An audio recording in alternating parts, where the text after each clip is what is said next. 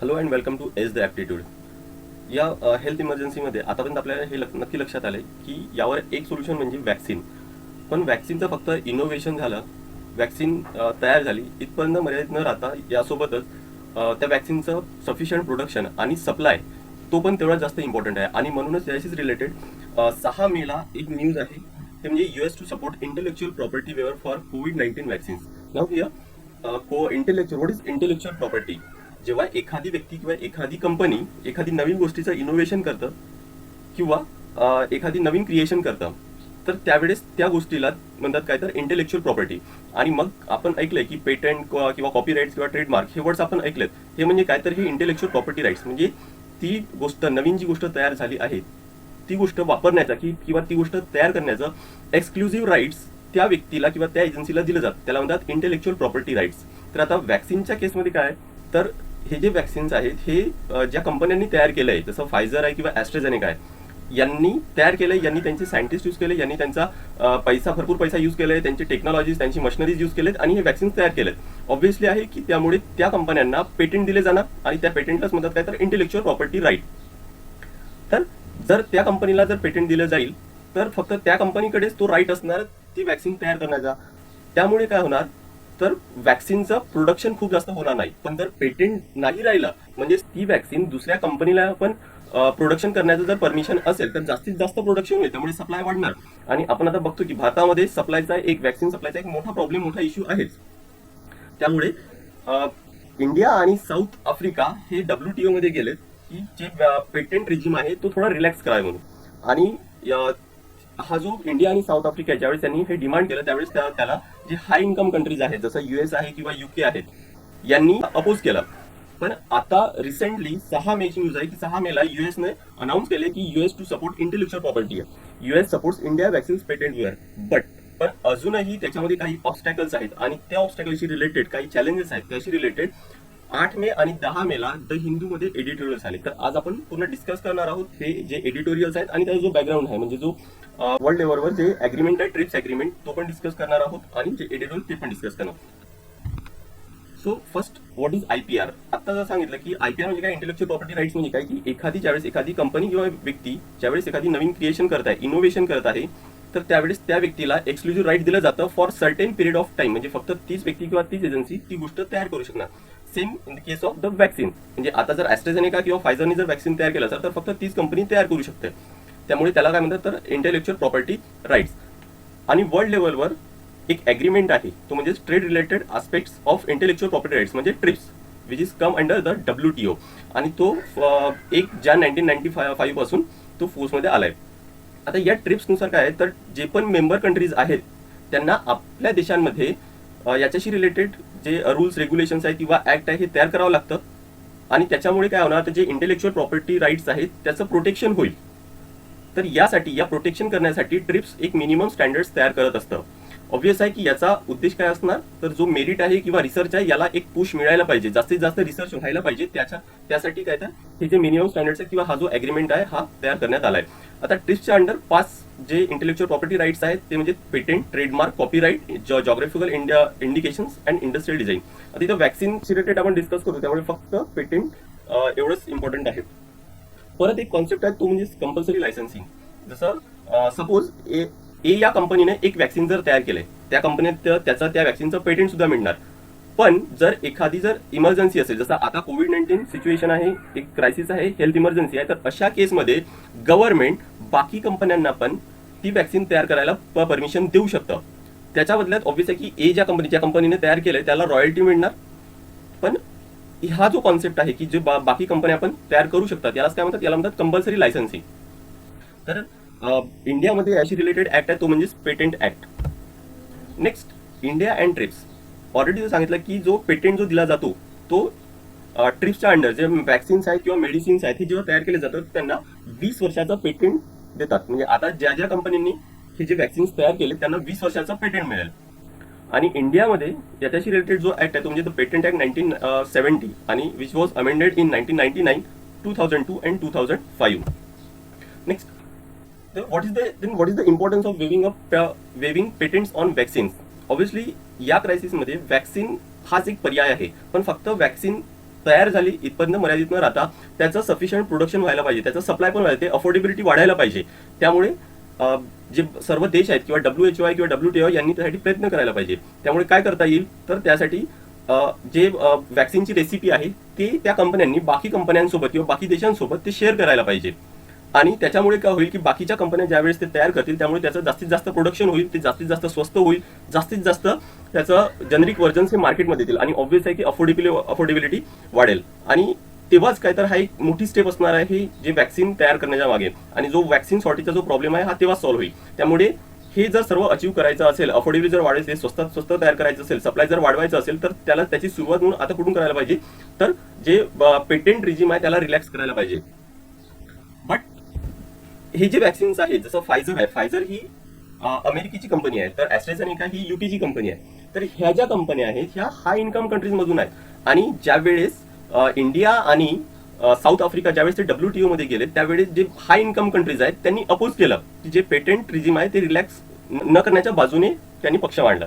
तर ऑब्व्हियस आहे याच्यामध्ये त्यांचा एक मोठा उद्देश असणार आहे, तो म्हणजे तर काय तर सुपर प्रॉफिट. म्हणजे जर सपोज एक जर वॅक्सिन जर त्यांना बनवायला काहीतरी 10 रुपये जर लागत असेल तर ती वॅक्सिन ते 500,000 रुपयामध्ये विकतील. याला आपण म्हणू काय तर सुपर प्रॉफिट. आणि तो त्यांना अर्न करायचा, तो त्यांना कमवायचा आहे. त्यामुळे ऑब्व्हियस आहे की हे जे हाय इन्कम कंट्रीज आहेत ते अपोज करतील. पण याच्या व्यतिरिक्त अजून काही रिझन, अजून काही आर्ग्युमेंट हे जे हाय इन्कम कंट्रीज आहेत ते देत आहेत. जसं फॉर एक्झाम्पल पहिला जो आहे capacity for producing vaccines of assured quality and safety. म्हणजे ते म्हणतायत, ते आर्ग्युमेंट देत आहेत की जे वॅक्सिन जे तयार होणार आहे बाकीच्या देशांमध्ये किंवा बाकीच्या कंपन्या ज्या तयार करतील ते क्वालिटी मेंटेन करतील की नाही, सेफ्टी मेंटेन होईल की नाही, याबद्दल ते आर्ग्युमेंट देत आहेत.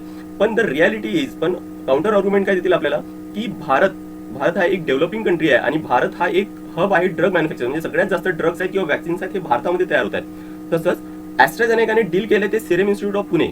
म्हणजे ॲस्ट्राझेनेकाने ज्यावेळेस सेरम इन्स्टिट्यूट सोबत डील केलं त्यावेळेस ऑब्व्हियस आहे की विश्वास असेल त्यांच्या क्वालिटीवर किंवा सेफ्टीवर विश्वास आहे, ट्रस्ट आहे, तेव्हाच तर ती डील झाली असणार. त्यामुळे जो क्वालिटी आहे आणि सेफ्टी आहे हा आर्ग्युमेंट इथं व्हॅलिड होणार नाही त्यांचा. Next is the no evidence that extra capacity exist. आता ते म्हणतात की जरी पेटेंट रिजिम जर रिलॅक्स केलं तरी बाकीच्या देशांकडे, बाकीच्या कंपन्यांकडे एवढी कॅपॅसिटी नाही आहे की ते तेवढं प्रोडक्शन करता येईल. पण जर बघितलं तर जेव्हापासून कोविड-19 आले किंवा जे वॅक्सिन्स तयार झाले तेव्हा मोर दॅन 50 फर्म्स यांनी WTO मध्ये डिमांड केले की त्यांना टेक्नॉलॉजी ट्रान्सफर करा. आणि इव्हन कॅनडा आणि साऊथ आफ्रिका सुद्धा साऊथ कोरिया सुद्धा हे पेटेंट वेव्हरच्या फेवरमध्ये आहेत. त्यामुळे हे बाकीचे देश आहेत हे तयार आहेत ते स्वतः प्रोडक्शन करण्यासाठी, स्वतः ते डिमांड करत आहेत की त्यांना टेक्नॉलॉजी ट्रान्सफर करायला पाहिजे. नेक्स्ट आहे will allow China to steal their technology. त्यांना वाटत आहे की चायना त्यांची जी टेक्नॉलॉजी आहे, वॅक्सिन तयार करण्याची टेक्नॉलॉजी ही चोरतील म्हणून. पण ऍक्च्युली ज्या वेळेस सगळ्यात आधी कोविड-19चे जे पेशंट होते हे चायनामध्ये सापडले आणि जो व्हायरसचा जो जिनोम सिक्वेन्स आहे जो युजफुल असतो वॅक्सिन तयार करण्यामध्ये, हा सगळ्यात आधी चायनाने ओपनली शेअर केले WHO सोबत. तसंच जो पब्लिक सायन्स जसं ॲस्ट्राझेनेका आणि ऑक्सफोर्ड हे मिळून तयार करतात. म्हणजे ऑक्सफोर्डचा जो सायन्स आहे हा पब्लिक सायन्स आहे. पब्लिक सायन्स मीन्स हा सर्वांना जो अवेलेबल आहे तर तो सायन्स म्हणजे काय तर पब्लिक सायन्स. तर या वॅक्सिन तयार करण्यामध्ये जास्तीत जास्त पब्लिक सायन्स इन्व्हॉल्ड आहे.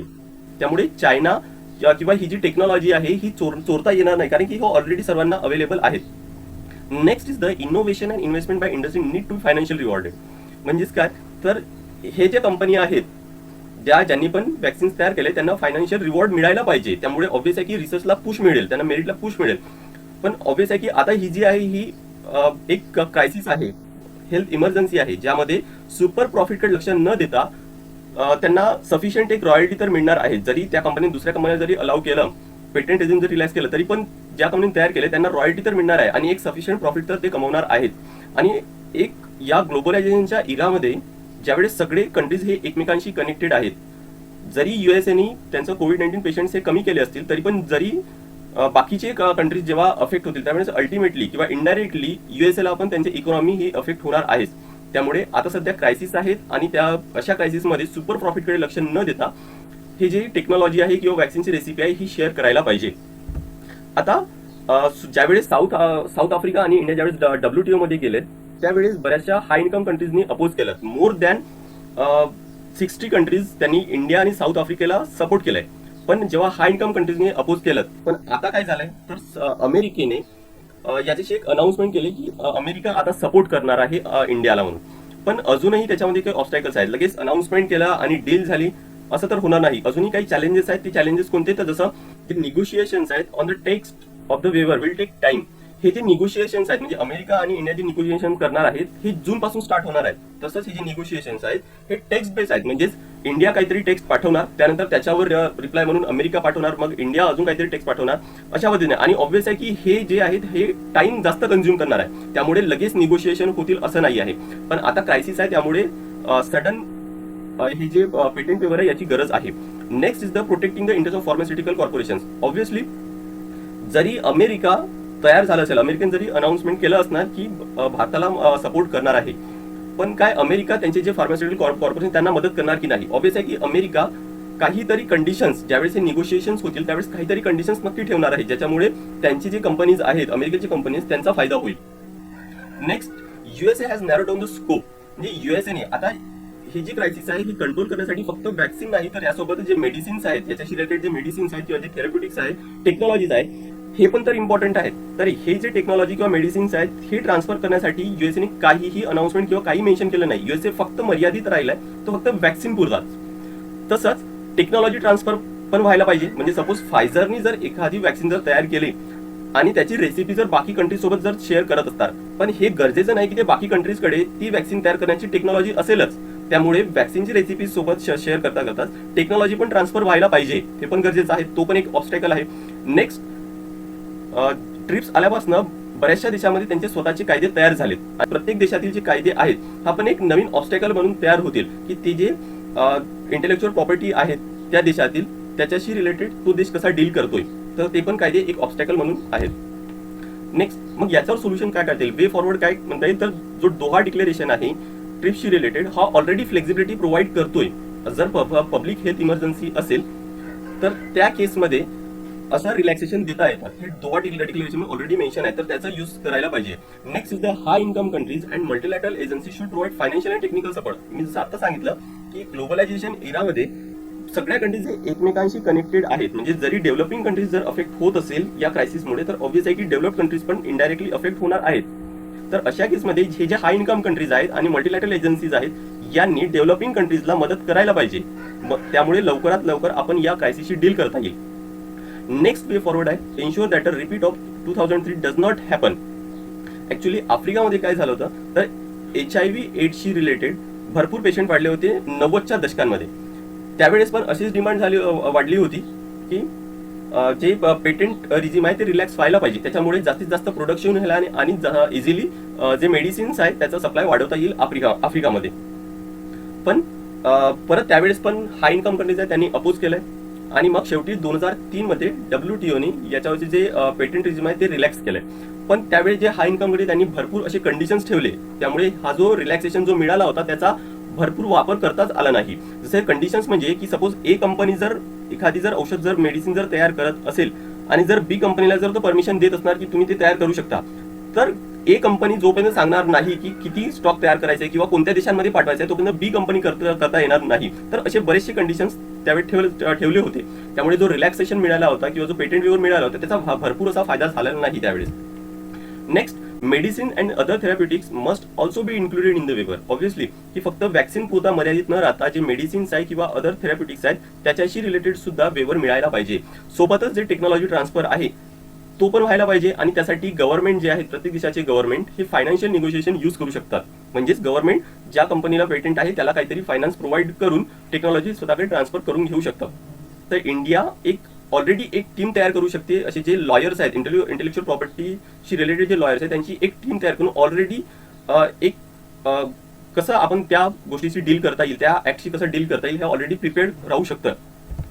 नेक्स्ट, काय कन्क्लुजन काढता येईल?